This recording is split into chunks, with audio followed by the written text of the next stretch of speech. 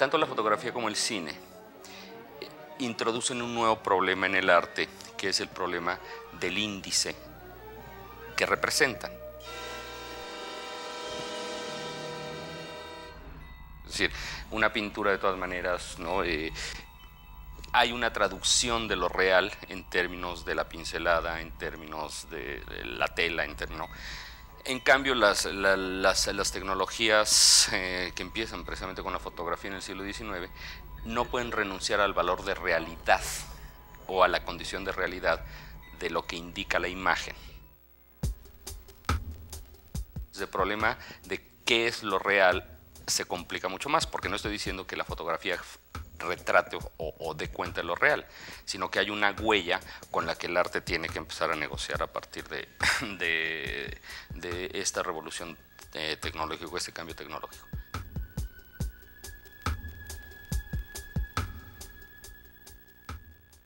Ese cambio tecnológico también supone otra cosa, que es cómo se introduce la función del arte, el valor de circulación.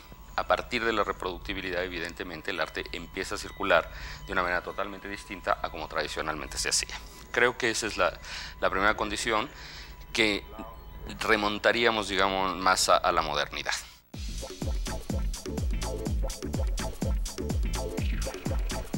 Ya hacia la segunda mitad del siglo XX, a mí me parece que hay un cambio también muy importante, donde el arte se ve obligado, al menos teóricos como Arthur Danto, por ejemplo, así lo plantean, se ve obligado a replantear la función de la imagen y del imaginario. Es decir, con el desarrollo de la sociedad de consumo y de la producción industrial de objetos, en realidad lo que cambia es el estatuto de los signos, socialmente hablando.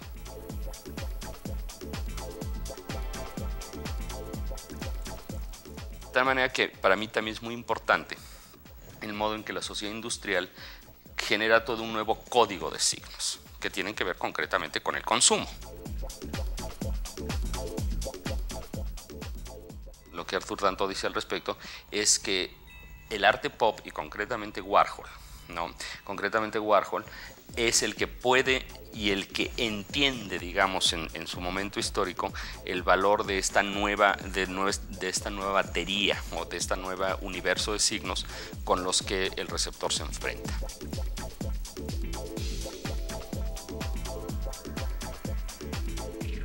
Tendríamos dos cosas: signos que se producen y se distribuyen masivamente, y una codificación simbólica que se da gracias a la propia sociedad industrial. Cambia el sentido del signo, ¿no?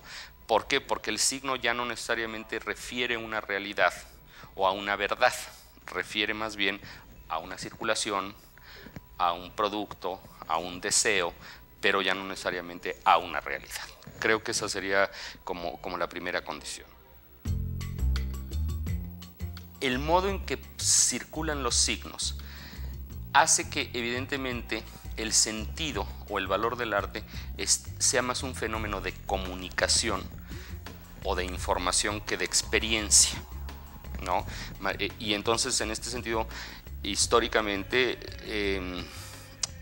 todo el quiebre del arte hacia los signos, que yo más bien diría eso, el arte hacia los signos, tiene que ver con el movimiento del Art and Language que se da justamente en Londres, y que es una clara postura lingüística de cara al trabajo del arte, que es una forma del conceptualismo.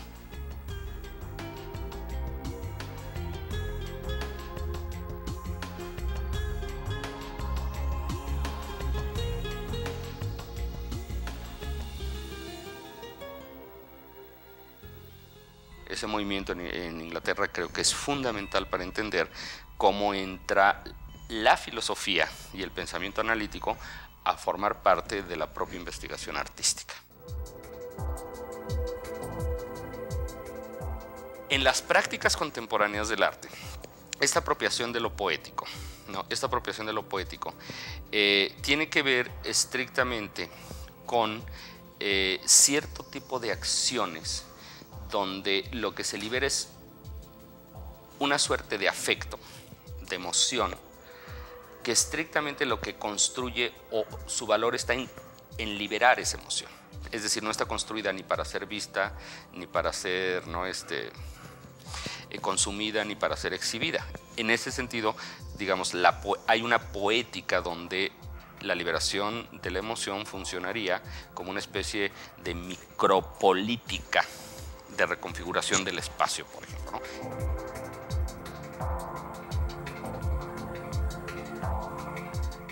Hay una tendencia, ¿no?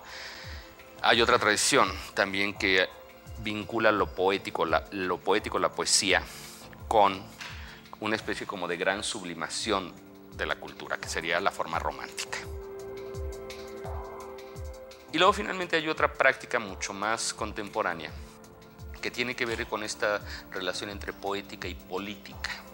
O sea, cómo hay poéticas, es decir, procesos, acciones y afectos, que lo que hacen es interrumpir el espacio político para reconfigurar, al menos por un momento, una situación vital.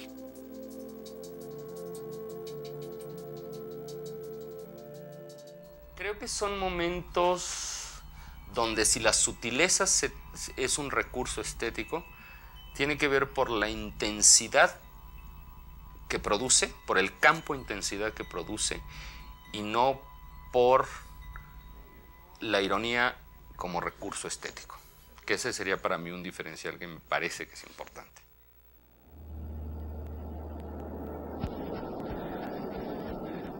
Yo creo que hoy pensar sobre arte no se puede pensar fuera del mundo de la imagen, fuera del mundo de los medios masivos de comunicación, fuera del mundo de la circulación de la información. Creo que si uno no tiene como horizonte, ¿no?, este uso ideológico que la industria del entretenimiento hace de la imagen, difícilmente puede entender cómo funcionaría la producción del arte en el mundo contemporáneo. Hoy por hoy el arte quizá no le queda ser más que institucional, no institucional, corrijo, más que ser institucionalizado, normalizado por el propio proceso de producción, distribución, visibilidad. Entonces el problema no es si uno tendría o no que negociar con esos espacios, sino cómo negocia uno en esos espacios.